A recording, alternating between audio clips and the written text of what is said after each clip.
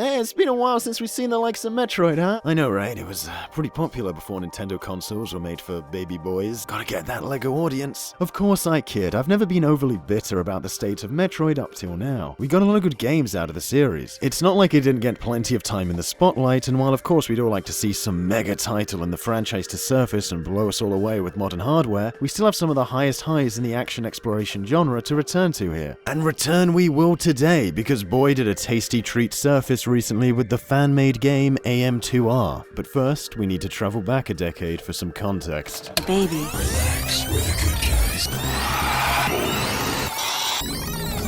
As we all know, Metroid Zero Mission was a remake of the original NES Metroid that came out in the mid-2000s. It used the same map and general layout of the first Metroid, but with so much new content and added abilities, new routes, entire original levels and story was included, it had updated gameplay that it was basically a whole new Metroid game by itself. It even included the original Metroid as an unlockable bonus, so in this case it's, best of both worlds. It was basically what if we took the gameplay of Super Metroid and Metroid Fusion and put it in the Metroid 1 map. Mwah, magnifique! The result was so much fun that people started to wonder what a Metroid 2 remake would look like. Metroid 2 being a rusty old original Game Boy game. Some fan projects attempting to make such a thing cropped up at the time. This being the age of ROM hacks and early online indie dev shenanigans. I mean, I think they cropped up, I swear these things existed, but they're like impossible to find now because every Google search just brings up the one that actually came out. Starting development sometime in 2006 and appearing online for people to follow its progress sometime in 2008, it cheekily titled itself another Metroid 2 remake. AM2R. Ironically, this would be the one to actually get finished, which happened earlier this month. Yep, this fan game has been 10 years in the making, and I've been waiting ever since it got announced all those years ago, and it's finally here! And guess what?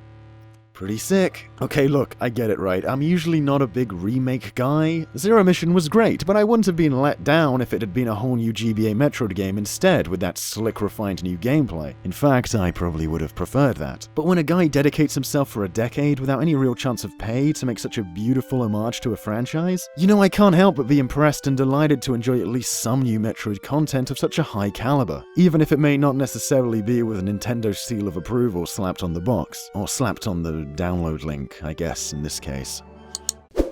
Metroid 2 was released on the Game Boy in the early 90s, and today is probably one of the most ignored entries in the franchise. The last time I completed the game was years ago, it's not one I go back to very often. Much like the original Metroid, it's still pretty clunky, but it did include a lot of important, now seemingly pretty obvious updates to the formula that would later flourish into Super Metroid. Aiming down, crouching, save points, regen stations, an important stepping stone for the series, if not one that's revisited much. The game's structure differed from the original, and then instead of finding a couple of bosses to unlock the final level, instead the mission was to exterminate all the Metroids.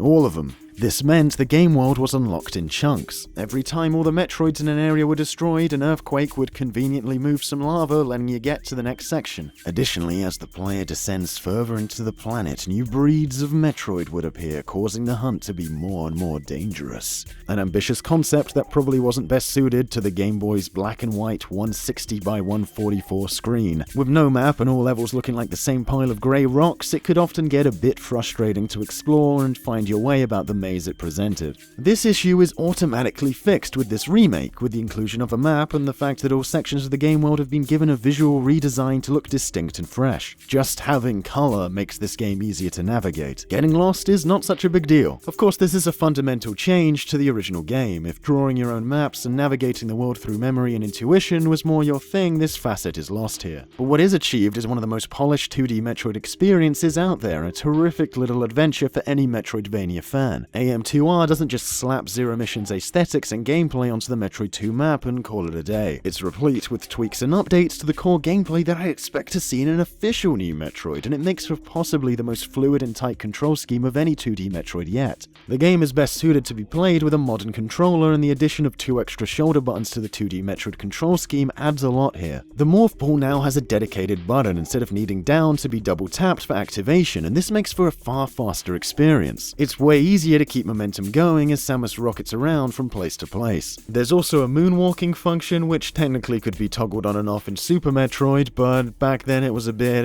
In the olden times, it was pretty cumbersome being mapped to a weird pressure-sensitive D-pad input, but now it has its own dedicated button, so use it at your leisure. More importantly than new additions to the control scheme is the fact that the absolutely superb kinesthetics and accuracy of Zero Mission's inputs are perfectly transplanted into this game. The spot-on combination of free and unrestricted movement yet fine-tuned precision the ZM controls offered are still well present and accounted for. Also included are the small little techniques that made Zero Mission such a fun game to sequence break and experiment with. We got infinite bomb boosts, we got advanced wall jumping, so if you're a hot Metroid vet like me, you'll be tricking your way into out-of-bounds areas from the word go. Alongside transplanted controls are also a plethora of modern Metroid abilities that weren't about in the Game Boy Classic. Of course, all the items that were in the original have been updated to reflect their Zero Mission counterparts. But on top of that, we have the Charge Beam, Gravity Suit, Power Bombs, and the Speed Booster with its wife-devoted partner, the Shine Spark. With extra items comes changes to the map, and there are a lot of additions here to complement the new abilities. New underwater segments and speed boost blocks litter the map. More powers mean more hidden expansions have been added to earlier segments, giving more reasons to return to older areas. With the addition of some cheeky fast travel machines, this all serves to make the game world feel way more interconnected and freeform than the rather linear level-by-level structure of the OG title. There are so many little extra nooks and crannies to access here thanks to the new items. Stuff you wouldn't expect a fan remake to bother including. This is really the impressive thing about AM2R. It could have just transplanted the same engine from Zero Mission and called it a day with the same items and same levels. But instead, this just goes above and beyond, and to include original routes, sections, and events to use the new abilities in, exponentially increasing the variety from the OG release, it truly makes it feel like a real official Metroid game. You've got whole new original 2D Metroid concepts like sections where the beam doesn't work or other cool things I don't even really want to spoil. Yeah, there's actually things to spoil in a fan remake, imagine that. There's a whole plethora of new bosses. In the Game Boy version it was just, you'd get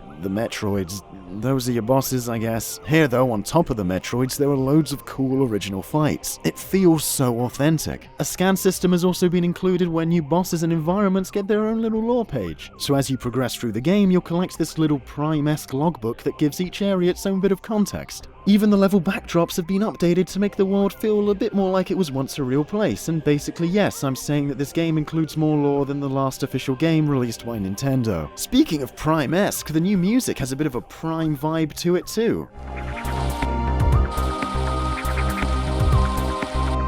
Overly, yes, this game caters to my sensibilities and I'm a very happy boy right now. So many tiny details, like using the charge beam absorbs nearby pickups now. The explosions have these tiny little chunks, small particles a GBA probably couldn't handle. The story includes a little extra subplot about a missing team of Federation explorers. Samus has an idle animation. An idle animation. She didn't have that in the previous 2D Metroids. They cared enough to put that in the game. This feels like a sequel to Zero Mission. I'm happy about how it keeps the uninterrupted free-flowing gameplay of that title intact. Even more so now there aren't any giant statues telling you where to go. I'm almost prepared to say this game might be slightly better than Metroid Fusion. At least at times it definitely is. That game interrupted Samus like every 5 minutes to have a chat, and this game is just like, go blow everything up, have a grand old time. The best part though is that survival element that Metroid has always been so good at offering is here in full force. It may not be as brutal now that save stations double as recharge points, but the thought of making progress, being low on health and far away from a save point is an exciting thrill few games are ballsy enough to provide anymore. Much like how Zero Mission built on top of the original Metroid, AMR2 does the same. Surprises coming out of the woodwork left and right had me grinning as I pushed on through the adventure. I really didn't expect it to evolve the concepts put forward by previous titles so well. It feels like a real game, one that Nintendo themselves just aren't willing to make right now. So on that note, let's hope Nintendo doesn't immediately try to take this one down. That's exactly what they did. And once again, the dream dies. This was easy to see coming, but I think most of us were hoping just a little bit that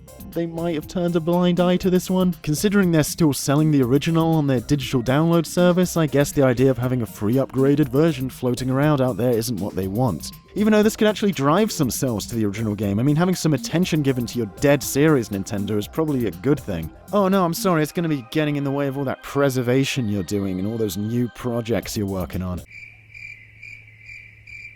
I own a physical copy of the original game, so this is a mod as far as I'm concerned. I ain't got no moral qualms over this one. Though really trying to remove people who host the game, it doesn't honestly change much. This game will be floating around somewhere online forever now, and people who would rather get your game for free were probably just gonna emulate it anyway. It's sad to see because this is such a professional endeavor. Remove the 360 controller buttons and you could slap this on the eShop tomorrow and bam, instant seller. It's especially a shame in the wake of Sega hiring fan game creators to work on their big new 2D title. And they're a big evil Japanese company as well, so it's a shame to see Nintendo already out for blood so soon. You want to tell me this weakens your IP? I mean, I don't really see how a popular fan game that has gotten people hyped for your series again could possibly be more detrimental to your IP than you not making any games for it. Listen, I'm no expert in copyright and trademark, but what I do know is that Nintendo really didn't have to take this thing down if they didn't want to, especially since they used a DMCA, a copyright takedown, when copyright is the thing you don't need to go out policing if you don't feel like it. What really stings about this one though is that there hasn't been a Metroid game in 6 years, or 9 if you have taste, over a decade since the last 2D Metroid game. Playing AM2R makes you wonder why Nintendo could have had a team pumping one of these out every few years. It's Metroid's 30th anniversary and what are we getting? A handheld mission-based multiplayer chibi squad shooter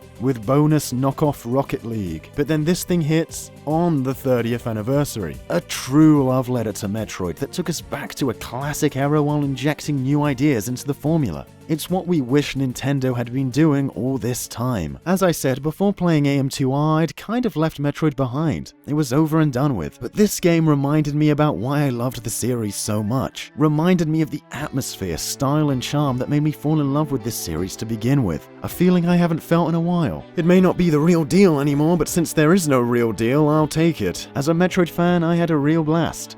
No, not that kind of blast. A top-notch Metroidvania regardless of the game it's trying to recreate. And to you, Nintendo, people love this game. You're missing out on some dollar by not doing this yourself. You're killing me. How come Kirby can get a game like every week? Come on, what's going on? Whether this game gets eradicated or not, this is still the most love Metroid has gotten in years. I'm very grateful for the time I got to spend with it, and hope that one day, I get to see Samus return from Nintendo in as glorious a fashion as this.